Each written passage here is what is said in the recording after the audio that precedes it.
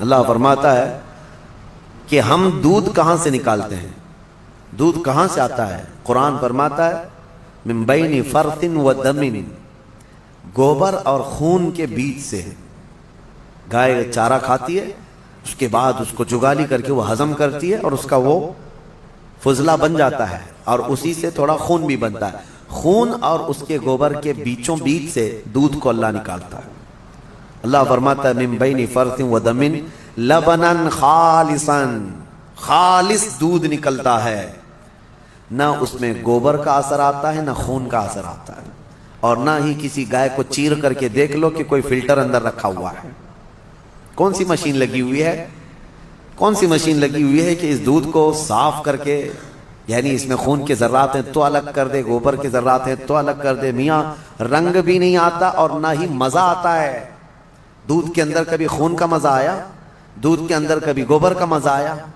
نہ مزے کو اللہ ملنے دیتا ہے، نہ اس کے اثر کو، نہ اس کے رنگ کو ملنے دیتا ہے۔ اور قرآن میں اللہ فرماتا ہے کہ ان دونوں کے بیچ سے خالص دودھ کو نکالتا ہے اللہ تعالیٰ، اور یہ پینے والوں کے لیے پیٹ بھرنے والی غذا ہے۔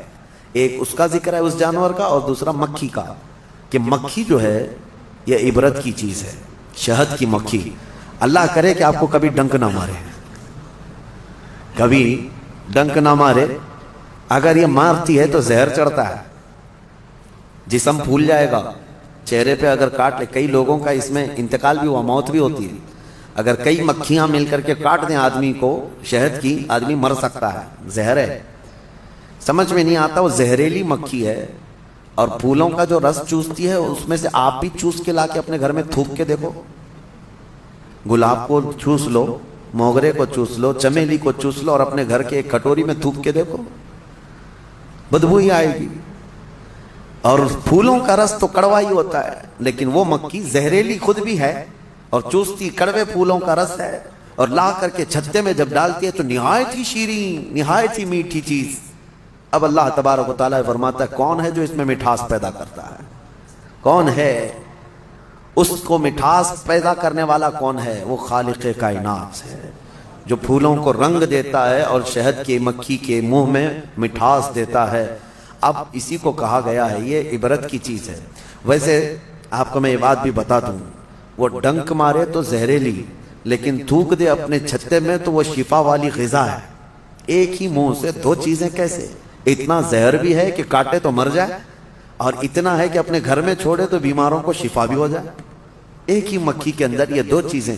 اعلیٰ حضرت فاضل بریلوی رضی اللہ تعالیٰ عنہ کی یاد آتی ہے، آپ نے فرمایا گستاخان رسول کو، وہ فرماتے ہیں اعلیٰ حضرت ظالموں میں شہد کی مکھی کی طرح ہوں۔ اعلیٰ حضرت اپنے آپ کو کہتے ہیں میں شہد کی مکھی کی طرح ہوں، جس کی مٹھاس کا بھی جواب نہیں، جس کے ڈنک کا بھی جواب نہیں۔ وہ اپنوں کے لیے میٹھا رس دیتا ہے اور ظالموں کے لیے وہ ڈنک بھی مارتا ہے۔ اعلیٰ حضرت نے اپنے لیے مثال میں فرمایا شہد کی مکھی کی طرح۔ لیکن میں آپ کو ایک روایت یہ بھی بتاؤں، اس شہد کی مکھی کے اندر جو مٹھاس آتی ہے، اتنی مٹھاس کیسے؟ فرمایا کہ یہ جب پھولوں کا رس چوستی ہے تو پھولوں کا رس چوس کر اپنے گھر جانے تک یہ حضور پاک پر درود پڑھتی ہے، اور اس درود کی برکت ہے حضور پاک صلی اللہ تعالیٰ علیہ وسلم کے کہ اس کے منہ میں مٹھاس پیدا ہوتی ہے۔ اللہ تعالیٰ ہمارے منہ میں مٹھاس پیدا فرمائے، زبان میں آپ کے اثر پیدا فرمائے۔ یہ دونوں چیزیں اللہ تعالیٰ نے عبرت کے طور پر فرمایا ہے۔ دو جانوروں کا ذکر ہے اور دونوں عبرت کے لیے ہے۔